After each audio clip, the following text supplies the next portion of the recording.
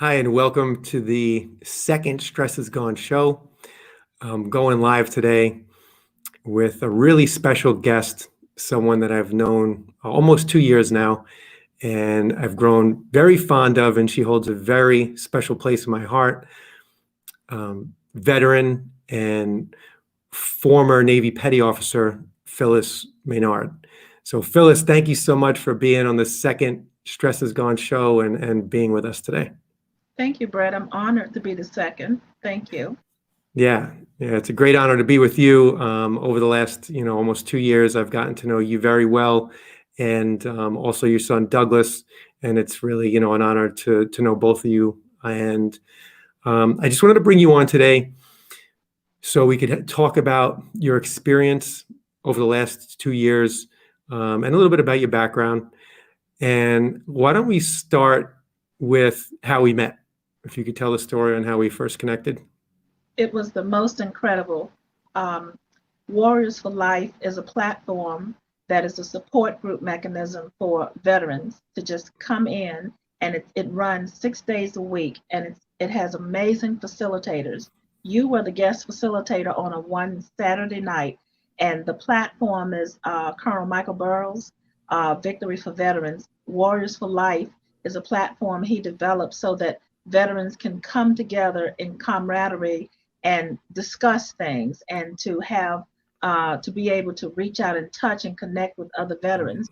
He oftentimes has very amazing guest speakers, and you were one of those speakers. And when you began talking about your process, your modality, your special gifted way of bringing healing and comfort and stress relief, it caught my attention. And although I was not on video, I paid very close attention to you via telephone. But everything that you talked about and did resonated with me. And at that point, I knew I had to know more about you. And I'm so glad that we moved forward and we're here today where we are. Yeah, we've been through a journey since that night.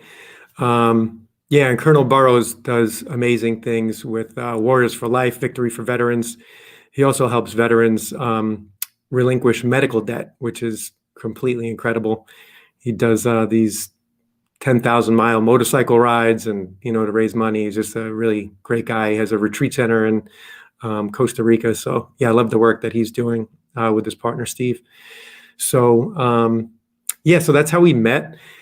And what was after we met that first night on that kind of conference, right? What was it that drew you in that night? What was it that kind of like piqued your interest in the Stress Is Gone work from that first session? Was it when I was working with individuals in the group, or was it when I was just sharing some of the techniques? Do you know what actually caught my initial attention was the atmosphere that resonated from you. It was such a peace and a calm and a purity, and it just made my heart just open up, and I felt so relaxed without even being in your presence. And it was like a level of trust that a child would lay into the arms of their parent. And as you talked about what you did and you discussed your father and what made you become passionate about Stress Is Gone and working this and promoting this and actually putting your life into it, that just drew me in. And when I started relating my trust to you, your gift, you had such a deep, compassionate gift, and the power that it possessed, the power that you possess, what you made happen on that forum that night. I knew that with that expertise and that gift and that all knowing that you had and that thing that resonated from you, it was something so pure that I was willing to lay all of my emotions in your arms, just as a child would lay in their parents' arms, because at that moment I felt that medication and talk therapy did what it did. It cut at the top tangible things. But what you possessed and what you brought to the table was it was a level of things that made me go deep and accept the hurt and the stress and the root causes of those hurts, and even hurt that I had that I couldn't recognize. And just intelligently, I know that all people, but I had to trust someone to open up. And in order to get healing through the gift that you possess, I knew I was willing to open up to you and just fall back in your arms like a child and know that I wouldn't get hurt. And so I truly believe that my healing would come that way. And I actually have, and I walk in a special kind of healing. It's a very tangible healing that you were able to reach deep into my emotions and deep into the stresses of my mind, deep into the stresses and all of those unpleasant things of the past, and help me work through them by unlocking the memories and unlocking the hurt, and then teaching me how to release it. And in the personal coaching, I felt so blessed to have that because it was all about me, that I had your direct coaching customized for my healing.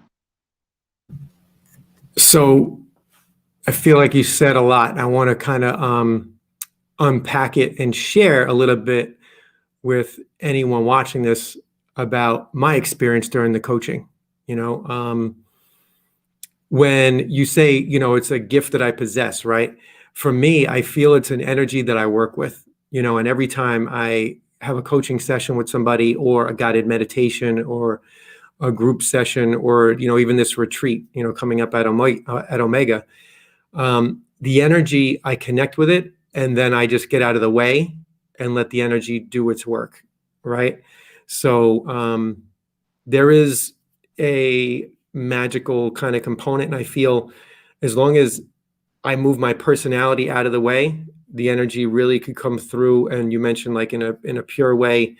That's what happens when I get my personality out of the way. The energy comes through. The trust that you have, I feel like you're able to put all of your emotions and the pain, the hurt on a silver platter right up for the energy, you know, to receive it, to unlock it and release it, to melt it down from the inside out, to kind of like break it all down and let the wind just carry it away. And then, you know, fill up that space that the pain occupied inside of you with the things that want to come into that space, you know, your own divine energy, your own essence, the inner peace, you know, that is all of our birthright. You know, I feel like it's always waiting there. And then it's just the coaching sessions, the meditations create that space for us to reintegrate with it. But I feel like that was such an eloquent explanation of, you know, your experience, the way that you could trust and your experience of the coaching. What does that feel like in a moment where there might be some hurt on the surface, like that will be brought to the surface, right? And it starts to unlock and release. I know we've done a few sessions over the last 2 years. Can you recall what a moment of that feels like? The most immediate moment when the thing is being recognized, a solace and fear comes over me. It used to in starting this. When I trusted to embark on it, I didn't know what monsters would come up. So I already opened myself up, but I truly walked in severe fear and nervousness, and I had no confidence in myself as to whether or not I could survive it. So there was an overwhelming fear factor. And then as we began to move through it, and in the way that you coached me, when I explained to you that I was just too afraid to put one foot in front of the other, and that I didn't know how to be in sync with you, you simply said, just be. And you explained it to me, just be there, just be in focus with you. And everything that I couldn't consciously feel, that my innermost parts were receiving, and it was working, and it was unlocking, and that it would be a process. Meditation is not like a quick microwave dish. It is a process and it's work. And you endlessly work with me patiently. And by, all of the middle, I began to have a complete trust in the process. I began to let the tension of my inadequacies dissipate. And as I did that, I was able to receive everything coming in. And the work is hard. It still is hard, although I'm in a great place today because it is an unending revelation and unearthing of things unresolved. So at the end result, although it's a work in progress continuously, because I continuously grow, at my age, I have all of these years of all of that stuff that finds its way to the surface. But as it does, it's not painful. I have more tangible control, and even the emotions are more controlled and able to objectively look at what's happening and to relax into it, release it, let it unlock. And so the end result of walking through this long process with you for 2 years, being on meditation 3 times a week, the coaching sessions that we do, I am walking in a level of confidence, but healing, a level of healing that allows me to have confidence, to deal with the problems of the day, to deal with the stresses of the day, to even be able to balance the events of the past. They will never go away, but they no longer are giant monsters in my life. So that's how the coaching has affected me from the beginning, a fear factor. And then in the middle, all of the hard work and the coaching and the trusting myself more than trusting you. I was afraid to trust myself. Then the end result is I am having an even more amazing life that I can share and help and pay it forward to others that are in the same situation I used to be in. So I feel like you said a lot there, and the trust comes up again here, where you had mentioned the trust in me, and then it reflected back into the trust in yourself.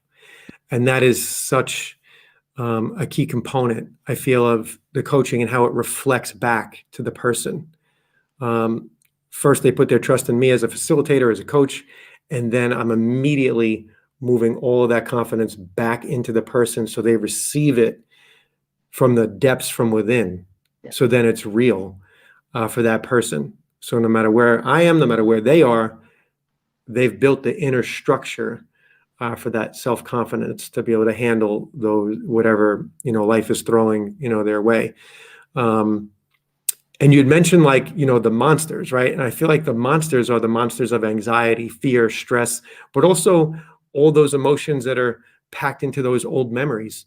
So you mentioned something about the past, and a big part of the coaching is reconciling the past. If an emotional memory from a traumatic event from the past has, this much emotional weight on it, when we unlock and release the layers of emotion, we bring it down to zero emotional weight on the memory.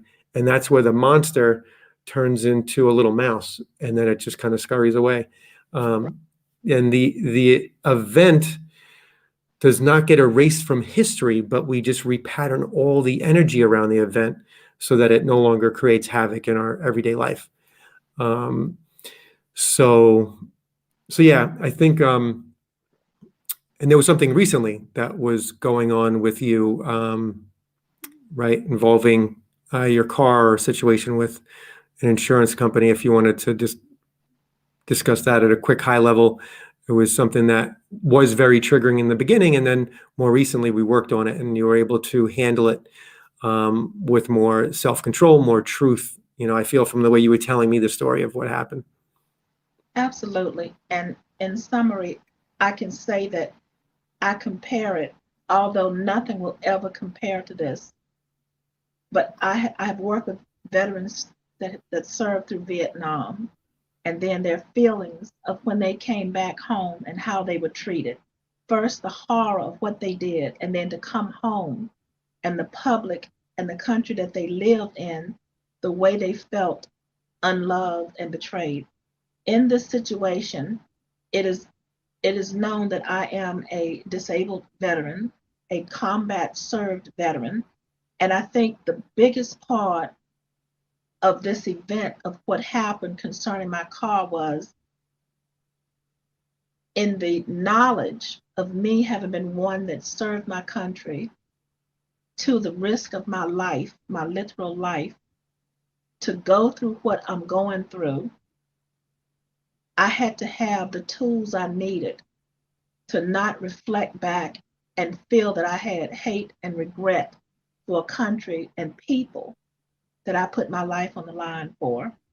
And through your coaching and discussing the intricate personal details, I was able to keep myself on an even plane and keep the positive love and keep the understanding of humanity and stay focused on the moment that as healthy as I can stay, I can inspire others to be healthy in that way. And I accept that I can change within me what needs to be changed, but not other people. They can only be inspired by what they see. And that was is a $70,000 problem that really has to get resolved. Right. And again, I feel you said, so much there. I know when this issue first started happening, it was very triggering, right? It was like you'd feel it all over your whole body. It was like, you were out of control. Your body felt like everything was out of its control.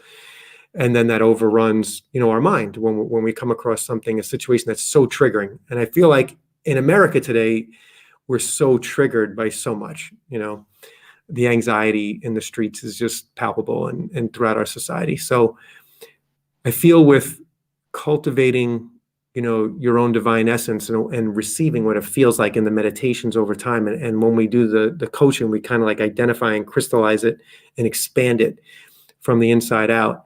That in those situations over time, as you were going through the process, because it's not just like one situation, it's an ongoing situation that you're getting better and better at handling. And I feel like you really turned a huge corner recently with being able to stand in your truth.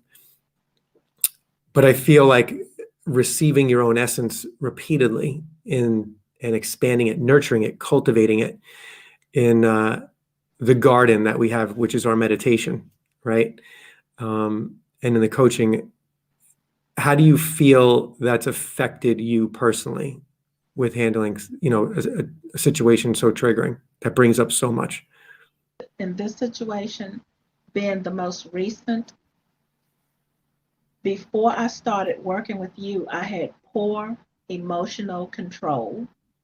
And on top of the poor emotional control, I would become, my body, my mind, my spirit, all of it would become discombobulated. Everything would be so confusing. It felt like lightning was going in every direction. I had no stability within myself. Therefore, I had no control in how I reacted. And the loss of control made me physically ill. And then when I became physically ill and at a complete loss of control, I couldn't think through the matter. I couldn't talk it through. I couldn't work it through.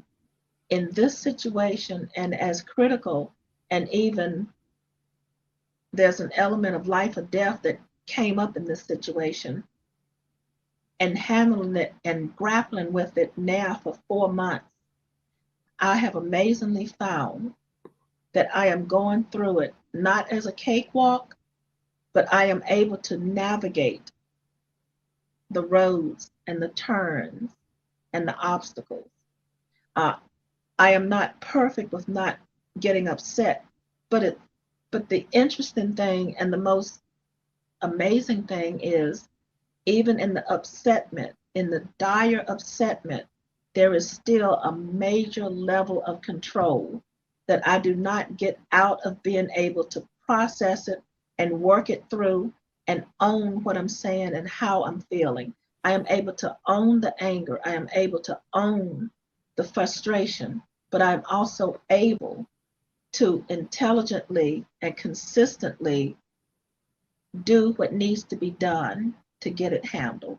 So this coaching, the meditation, it has helped me where scientific medications and therapies were just scratching the surface. Deep down in my emotions and in the deepest part that hurt and that were broken and that were had no confidence, I was able to garner that strength and that healing and walk through this problem, which is how I walk through my daily life. But I can own my anger and I can own the confusion and work through it right then when it needs to be.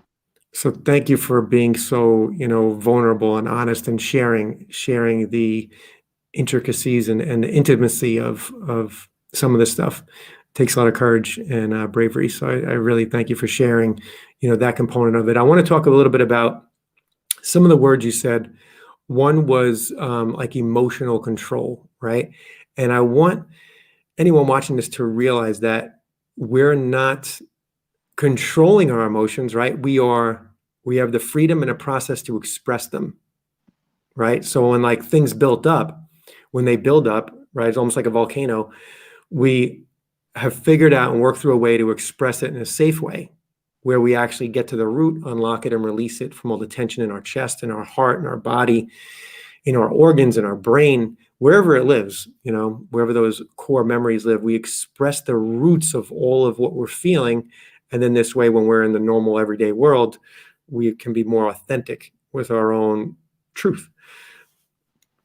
So I just wanted anyone out there that's, seeing this, that when we talk about emotional control, I more so feel like a teapot, like, that's about to boil over. We know where the vent is. We hit the vent. We're able to vent it.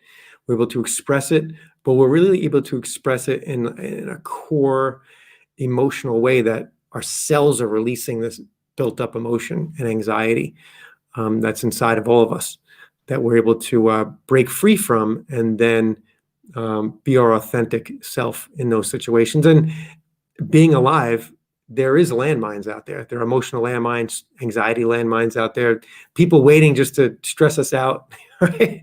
Almost like they're lined up at times. But it's all about how we don't get roped into their story, how we can sidestep it, turn this way, express it in a safe way, and then come back to it if we need to. Or we could be like Bruce Lee and be like water and just flow around the rock, right, and keep it moving. So yeah. Thank you so much for, discussing some of your experiences with the coaching.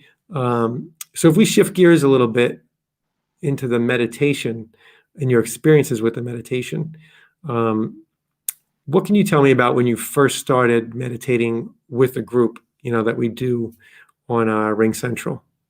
When you first started going into that group, what was your experience like? Now this is where the inner child comes out. Mm-hmm. I had been so used to meditation just being you, my son, and myself. Mm-hmm. And that you included my son when I explained to you that my illnesses were his because as my family, he walked through the same thing and you embraced him. So when the group expanded to the current group, my inner child felt that I had a new baby sister or brother. And then when I got past that and became a part of the group, that's when I realized that my individual meditation with you had brought about another level of healing that I was able to trustingly share with other people and to be in a group of other people that were sharing and being a part of the same process, and that we all had our individual stories, and that you were the centerpiece, the teacher, the sensei, the person that was guiding us in tandem as a group. And through that process, I truly learned to become a part of the group again. And yeah, it was definitely a transformation, right? Because we started out just us, your son came in, and then it just, slowly started expanding. And yeah, that's like an addition to the family, right? So it's cool that I feel like the most important thing is like you're in touch with what your inner child is experiencing. Most of us, when our inner child is upset, we bottle it up and then it comes out sideways and then we start hurting the ones we love the most, right? Yeah. When our inner child's upset. But here, I love the fact that you were already connected with your inner child, right? From Yeah. the work that we've been doing together. And then you're able to give it a voice. Just even acknowledging it is healing. Acknowledging those feelings on such a deep level is healing. And then it just makes it makes the growth more possible and more natural. That's exactly right. And when you said growth, more possible, I cannot believe I'm admitting this live. But my inner child even missed sessions because I felt like my time was taken away. So that was truly another growth period where, just as important as unlocking and releasing the pains and the hurts and those things that were very damning obstacles, I had to grow into being willing to share the goodness with other people. I had to grow into being willing to trust other people that their healing was imparting into my healing, and that we were coming together as a group of people that had never known each other through you, and that all that you did individually, when we came together, we were in tandem, we are in the same focus, we are there for the same purpose. And as we are purpose driven in the same direction, what happens on meditation is so amazing. Each one of us, through our testimony and discussion with you, grow each time we come together. And each time we come together, I see in the different people a difference, a transformation from when I first saw them. So meditation has brought me into a focus to be more sharing, to know that healing and having something good and having something positive doesn't mean that I will lose it when I share it. It just means that the family and the circle gets bigger and bigger, and that health and healing is all around me now. And that this meditation vehicle is extremely important. It's so important that for the 2 years and exactly whenever it started, my son and I have faithfully been there 3 times a week, Monday, Wednesdays, and Fridays. In fact, we have added the 9 o'clock session as a standing appointment. The meditation is so important in my life and so important for just as you take vitamins. It's so important in my daily lifestyle that if I have to miss it or if I'm not there, I feel the difference. I mean, I know I missed it, but when I am there, it's just like waking up with an alarm clock. If you have small children, you have to give them breakfast at 7 a.m. At 9 a.m., I have to have my nourishment of meditation and be in the fellowship of the others on the group and be before my teacher, Brett Carter. And that's how the meditation has grown in my life. It's grown from me being a little angry little 2-year-old to now to now being very adult and being a part of a greater healing. That was a beautiful expression of your experience in the meditation, and it's so funny when you first get it, and we were in the group together, and it was small. Like one of my most favorite things in the world is chocolate chip cookies, and it's like I just think of like a little kid grabbing one and like wanting to run away with it and not share it. But then, little did you know, there's like a chocolate chip cookie factory that's always pumping out chocolate chip cookies. So you don't got to worry; it's endless. It's going to be there for everybody. There's enough for everyone.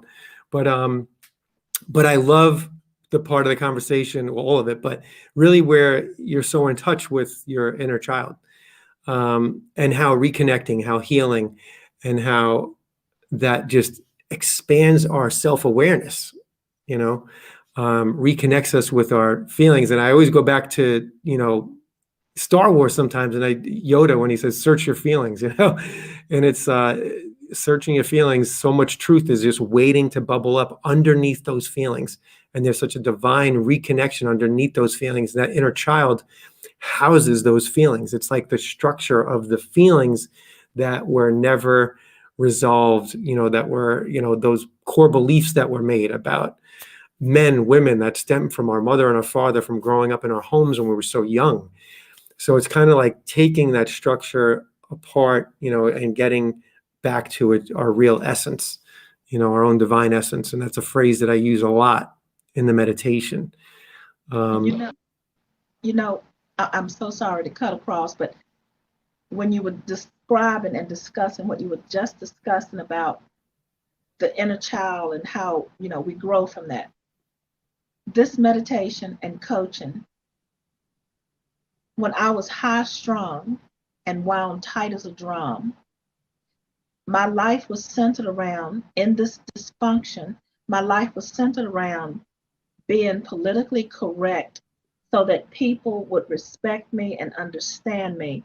I did not know how to lighten up and enjoy life. I didn't want to impress people for the sake of impressing them, but I was so insecure and so stressed out that I was consciously worried and burdened with saying the right thing, doing the right thing, and making sure I was perfectly correct and acceptable so that people would look at me and say, oh, that's someone I can listen to. But once I started the work with you and the desire for me to feel what it is to really be me and to really live life and not just be in life, once that started to happen, Brett, that's when my inner happy child came out. And oh my goodness, let me tell you, I have experienced where I didn't want to do something to make people say, oh, that is not someone I want to be friends with, or she is not the person that I would expect her to be. I want someone that's more whatever. Now that I'm able to express how I feel when I feel, and my inner child, what I used to not be able to accept was rejection when people did not think I was good enough or did not think it was intelligent enough, or I perceived them as having high expectations. And in order to be successful and accepted, I had to walk in these high expectations. Well, now people have to accept me before I choose to walk in their high expectations. And if they don't like my inner child when it comes out, then I know that that's not the person for my life. And an example of my inner child, just, nothing radical, but just being able to feel free and be myself and know that the person that I am in the company of says, not only is she this in this vein and in this venue, but she has a sense of humor. And I have recently encountered people that rejected me because it was not the high level of expectation. And they immediately judged me because I was living my inner child life. And then on other occasions when we met and I was in another vein, another venue, then they wanted to embrace me. So what this meditation and coaching has given me is no longer will I allow people to accept me on their terms only. It has to be that they can look at the whole me and respect and like the whole me. And the other part of me is like this. This is the other part of me. Where is that? This is the other me. Okay. That's awesome. I've never seen that before ever. That's hilarious. If they don't like the other, then they don't like me. And the meditation has helped me to be able to live my life and be happy with it, and not live it every single day for someone to think I'm good enough. I'm good enough by being the true good me and letting the goodness in me and the intelligence in me and the balance in my life make me who I am. So those that tie and stuff and that shirt, they look like great St. Patrick's Day clothes for a nice They are, parade. Yeah, that's and awesome. not just for St. Patrick's Day. Yeah, that's awesome. So I really, from hearing the term acceptance and stuff like that, I feel the core of the work that we've been through is self-acceptance, right? And all the things that we never accepted about ourselves, all the things that we termed like our dark side or our issues or whatever. When we accept those things from such a deep level, and they always just wanted to be loved. All of us want to be accepted, right? From a kid going into kindergarten, like, oh crap, am I going to be accepted by all these kids I don't know? To an adult walking into a meeting, into a meditation group where people you don't know, right? Or a work meeting, or bringing your kids to school or whatever. Am I going to be accepted? We all have this inner desire to be accepted as people, a part of the human race, right? Being parts of societies, communities, families. And the pain from not being accepted is so palpable. It's physical. It's, it's core, heartache when you don't feel accepted. So I feel like part of our process and one of the most amazing parts to all this is the experience of accepting ourselves, no matter what the part is that was unacceptable prior to doing the work, accepting it, receiving the love, and then the moment of reconnecting with our own divine essence is like from the inside out. When you feel it on the inside out, it's like, holy shit, I'm awesome. like I'm feeling this awesomeness from so deeply within me. It's gotta be me. You know what I mean? Like it's got to be me because it's coming from inside out. It's not like something I'm watching out there, something I tasted out there. You're tasting it from the inside out. And it kind of like, it's like a spring. When a spring comes up of water from the ground, it comes from the inside out and it kind of just springs out from us. And then we own it when you were talking about owning things earlier. But when you own that inner divine essence as it springs out from the deepest parts of ourselves, it becomes integrated, and that forms new beliefs that I accept myself. No matter what others think of me, right? I accept myself and deal with it, right? That's right. And what I learned, my inner divine self is, aside from my faith and my belief, is the inner divine child that missed out on a lot. Mm-hmm. And although I am a good and grown adult, I embrace that inner child that missed out on a lot, that still has the propensity to be happy. And through working with you, going into a deeper realm and a deeper existence than just the physical me, it came out. And it's almost like I'm living my best 2-year-old, my best 3-year-old, because it makes me healthy for my son. It makes me healthy for the people around me, because by me being able to be healthy and open, it does something wonderful for other people. They are in the presence of a light, not darkness. And then whatever is bottled up in them, they enjoy coming into my midst and just relaxing in the peace that's around me. So it's very important. The inner child being healed is very important. There's a transference, even when I talk about stress stopper breath work, the first step when you take your hand and you touch the 10 cells in your body, right? There's a transference from the calm cells to the tense cells, and the tense cells start to loosen up. With people, it's the same thing, right? If someone's really tense and someone's really calm and they come together, 2 things are going to happen. Well, actually 3 things, right? Either the calm person's going to get tense, or the tense person's going to get calm, or the tense person is going to leave and hold on to their intention, right? So, if 2 people stay in the same space, and the person that has that deep inner calmness and they own it, and they're not knocked off by the other person that's tense, that person just going to unconsciously start to unlock and release and feel more natural, more calm, because their partner there, that person next to them is at peace and is calm.